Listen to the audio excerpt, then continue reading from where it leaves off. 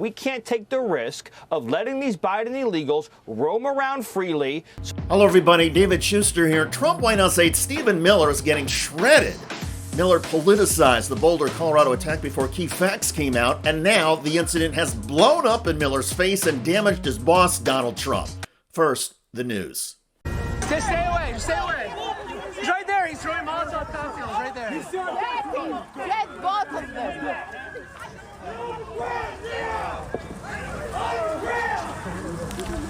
Where you belong?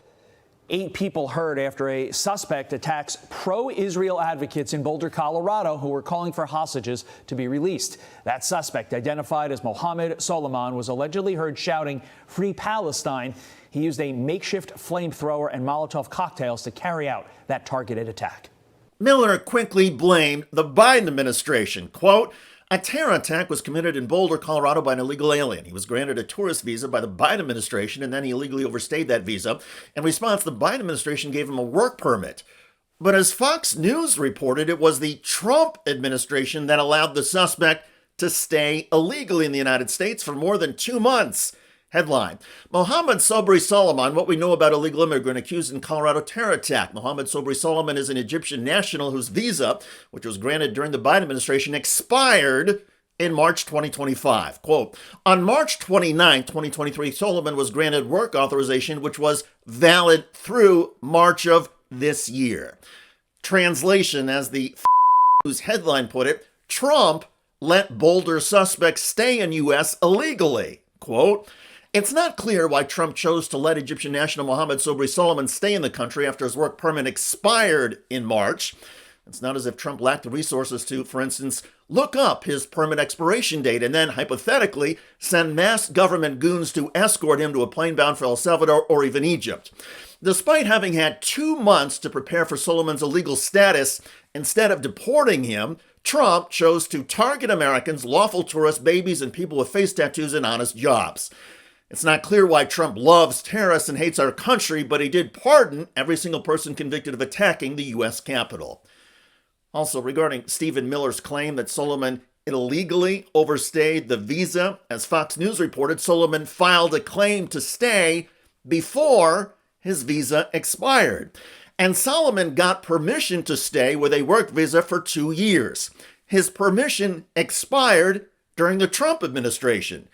Now, those facts are inconvenient to Stephen Miller, who wants to blame the Biden administration for everything that goes wrong in America.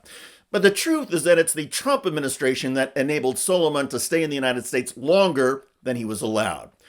To be fair, it's a bit absurd to blame a presidential administration for a specific violent rampage or attack. The proper response for all of us would be to condemn the terror, help the victims, and wait for all of the facts to come out before we try to figure out what went wrong and what could be fixed. But since Stephen Miller jumped in quickly and tried to politicize this latest horror, well, Miller deserves all the egg dripping down from his face and head. And the criticism of Stephen Miller should be loud and widespread. Miller has embarrassed America before, and he has a long record of promoting lies and ignoring reality for political gain. When the U.S. Supreme Court, by a 9-0 ruling, ordered the Trump White House to facilitate the return of a man deported without due process and jailed in El Salvador, Miller convinced Trump and claimed publicly they had won the case. No court has the authority to compel the foreign policy function of the United States. We won a case 9-0, and people like CNN are portraying it as a loss, as usual, because they want foreign terrorists in the country who kidnap women and children. But President Trump, his policy is foreign terrorists that are here illegally get expelled from the country.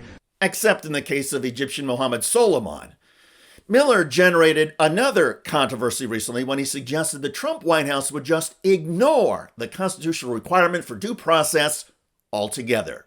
The privilege of the writ of habeas corpus can be suspended in a time of invasion.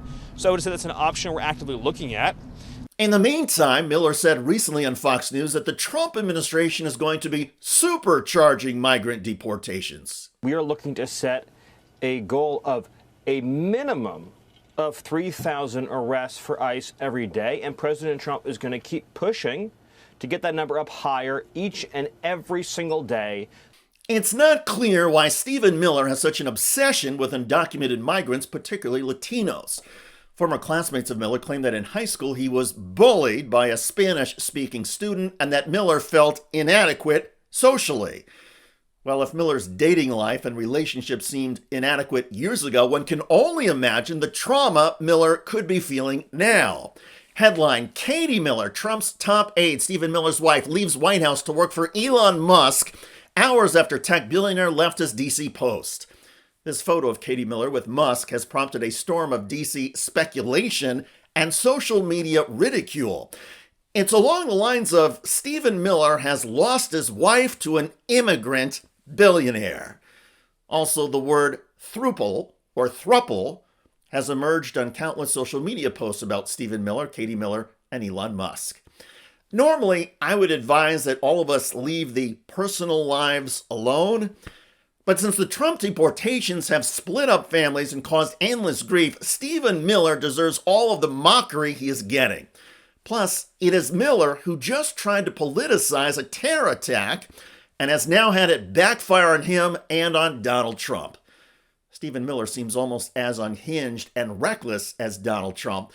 And while those two are made for each other, America deserves better. I'm David Schuster. Thanks for joining us.